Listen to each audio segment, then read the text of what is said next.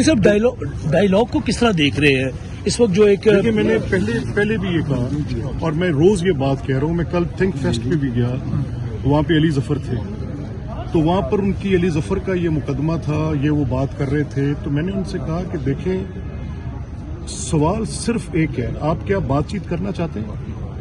अच्छा, बातचीत करते वक्त मैं इस मेरा ये मुकदमा है, इस बातचीत के अंदर मेरा ये केस है कि क्या सियासत पे बात होनी है या जुर्म पे बात होनी है। अगर तो ये जुर्म करना, मेरे घर को आग लगाना, कोई शख्स समझता है कि मेरा सियासी हक है कि मैं इस मुल्क में आग लगा दूं, अनारकी फैला दूं, मैं वायलेंस क्रिएट कर दूं, मैं इस मुल्क में गिराव जलाव कर दूं, तो ये मुल्क मेरा घर है ना।